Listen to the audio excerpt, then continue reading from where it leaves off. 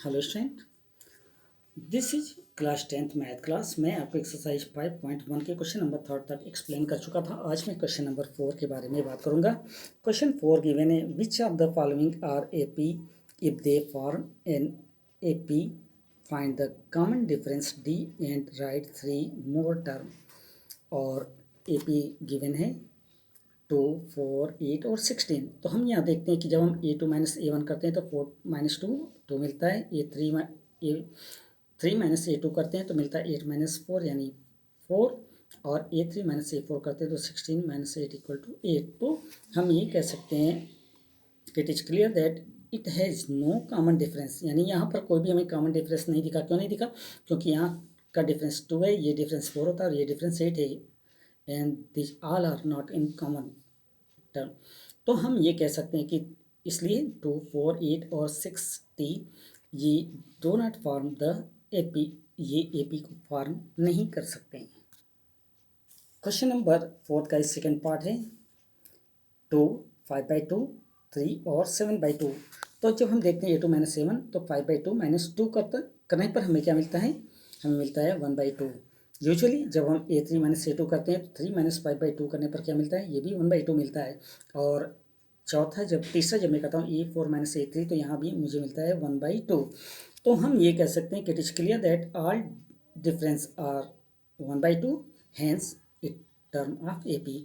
क्योंकि यहाँ पर सारा जो कॉमन डिफरेंस है वो इक्वल है हर टर्म के साथ, इसलिए ये AP को फॉर्म कर रहा है। Next 3 AP। अब हमें क्योंकि यहाँ 3 AP भी निकालना था तो अब हम देखते हैं 7/2 प्लस 1/2 लेते हैं हम। तो जब हम 7/2 यानी हमारा गिवन में लास्ट टर्म, अब इसके आगे 3 हमें और चाहिए, तो 7/2 प्लस 1/2 क्योंकि कॉमन डिफरेंस 1/2 है इक्वल टू होता है 8/2 यानी 4। अब ये फर्स्ट टर्म निकला, जो 3 टर्म निकाला था उसमें से पहला टर्म ये हुआ। अब हम लेते हैं 4 प्लस 1/2 तो ये मिलता है 9/2, ये हमारा सेकेंड टर्म हुआ। और थर्ड के लिए हम लेते हैं 9/2 प्लस 1/2 तो ये मिलता है 5, 10/2 यानी 5। तो हम ये कह सकते हैं कि नेक्स्ट 3 टर्म जो होते हैं बनेंगे वो होंगे 3, 4 या 3 टर्म जो बनेंगे वो होंगे 4, 9/2 और 5।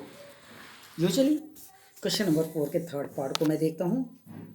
टर्म है -1/2, -3/2, -5/2 और -7/2। तो डिफरेंस आप यहाँ पर अगर देखते हैं तो मिलता है कितना? 2 का डिफरेंस यानी डी हमें कितना मिला? 2 मिला।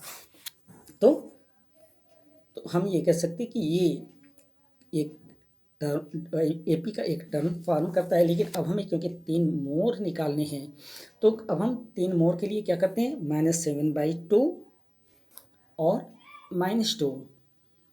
तो क्योंकि कॉमन डिफरेंस कितना है? माइनस है, तो माइनस और माइनस मिलकर के हो जाता है प्लस, यानी साइन माइनस का। तो -9/2 ये फर्स्ट टर्म हुआ।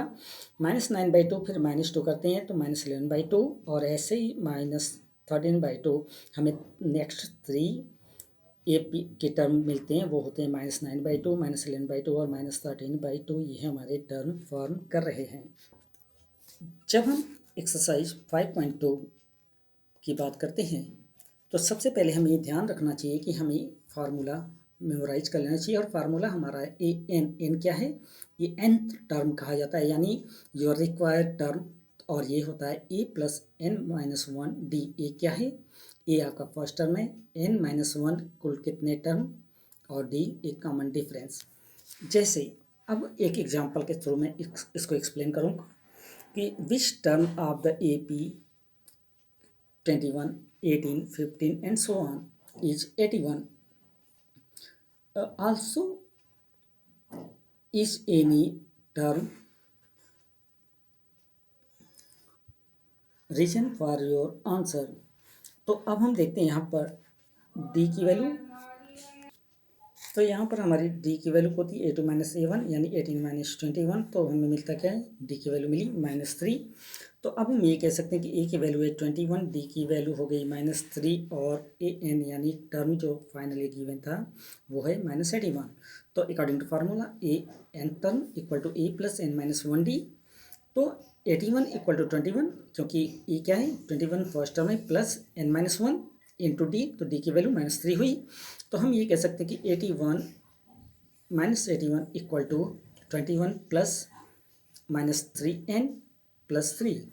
तो जब नेक्स्ट स्टेप पर हम आते हैं तो हम देखते हैं -81 इक्वल टू -3n प्लस 24 होता है।